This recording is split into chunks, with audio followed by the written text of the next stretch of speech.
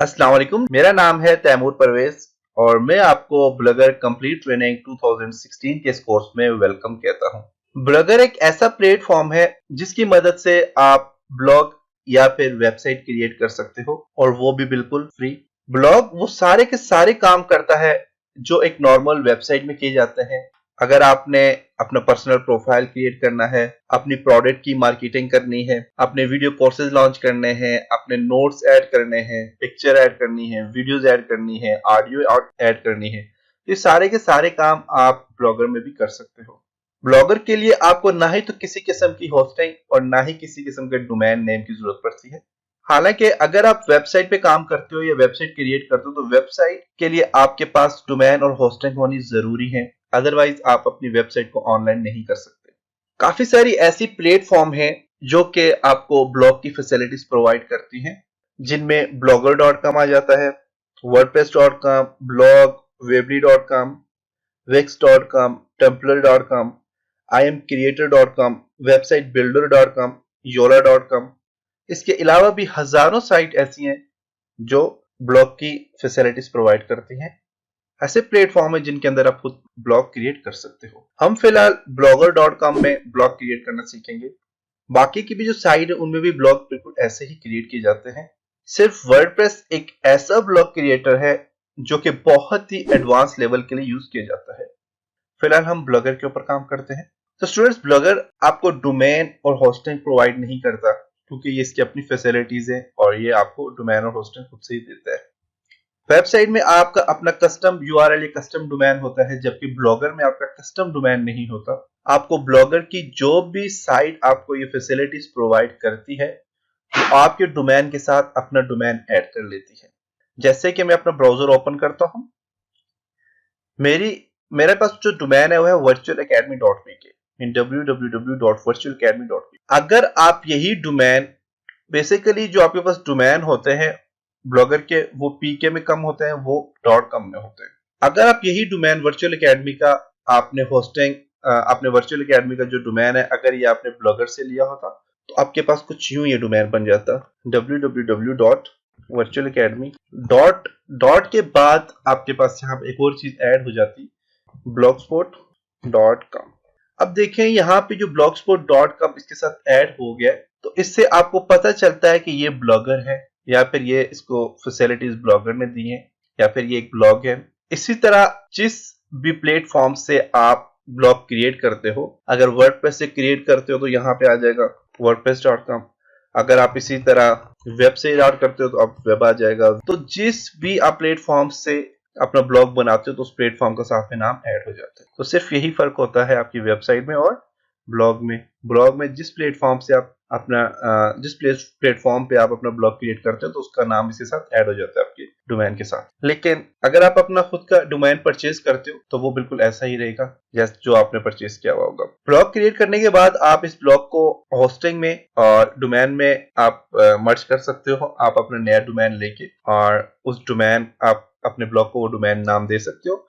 इसके अलावा hosting purchase करके आप अपने ब्लॉग को होस्टिंग के अंदर ऐड कर सकते हो या फिर अपलोड कर सकते हो और ऑनलाइन आपकी ब्लॉग वैसे ही चलेगी जैसे वेबसाइट चलती हैं और उसका नाम भी चेंज हो जाएगा और एक अच्छी खासी आपके पास वेबसाइट क्रिएट हो जाएगी। चले तो आज हम फर्स्ट लेसन में देखते हैं कि आप ब्लॉग कैसे क्रिएट करते हो और ब्लॉग का फर्स्ट यूजर इंटरफेस क्या है। ब्लॉग क्रिएट करने के लिए आपने अपना ब्राउजर ओपन करना है और टाइप करना है google.com। यहाँ टाइप करने के बाद आपने साइन इन होना है अपने यूजर अकाउंट में और पासवर्ड देना है, दे के आपने साइन इन हो जाना है। अब मैं देखें यहाँ पे, आप देखें तो मैं साइन इन हो चुका हूँ। अब आपने क्या करना है, यहाँ पे देखें एक आपके पास कुछ एप्स का बटन यहाँ पे बना हुआ है, इस पे आपने क्लिक करना है और यहाँ पे मोर पे क्लिक करके तो देखें तो यहाँ पे ब्लॉगर लिखा हुआ है।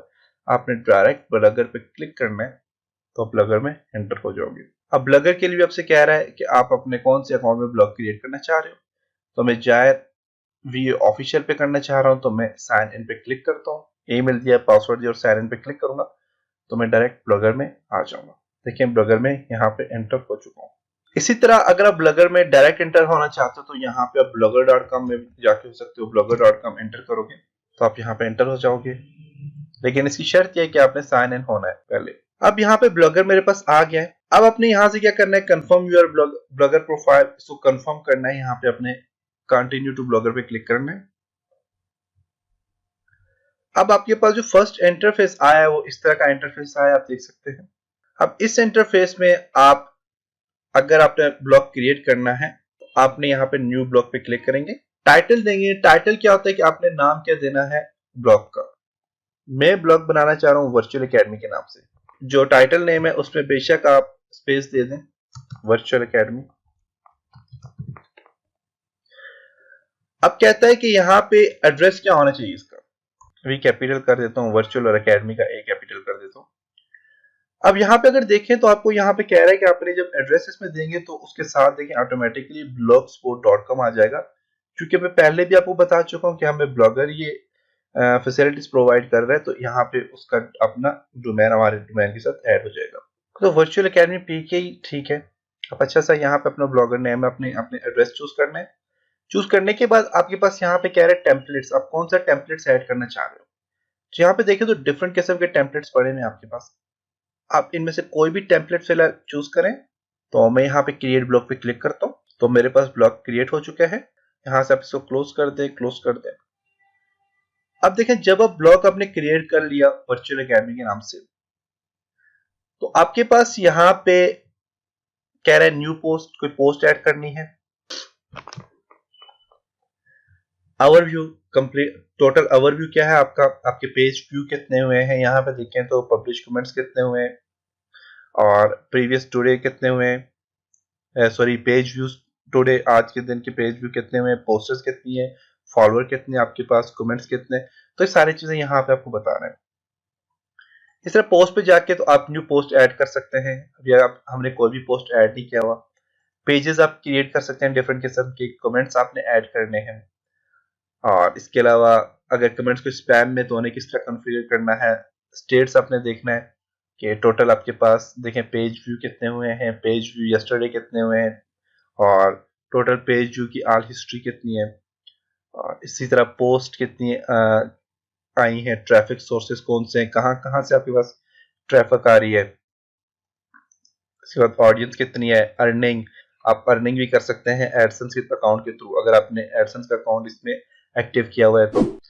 और यहाँ पे आपको अर्निंग बताएगा कि आपने अर्निंग कितनी की है, कंपेन आपके पास कितनी आई है, आपके पास ऑडियंस कितनी आई है। और ऑडियंस को आपने अगर कंपेन करनी है, आप अपनी ऑडियंस को ग्रो करना चाह रहे हो तो आप यहाँ से कर सकते हो। लेआउट कैसा है आपका, इसके अलावा ये आपके पास लेआउट है, चेंज भी कर सकते हैं इस लेआउट को हम। टेम्पलेट्स और उसके अलावा सेटिंग में जाके कंप्लीट सेटिंग आप कर सकते हैं। तो ये सारी चीजें हम ओवरव्यू से लेकर सेटिंग्स तक सारी चीजें एक एक करके समझेंगे और इन पे हम काम करेंगे। तो नेक्स्ट लेसन में मिलते हैं, तब तक अपना ख्याल रखिएगा। खुदा हाफिज।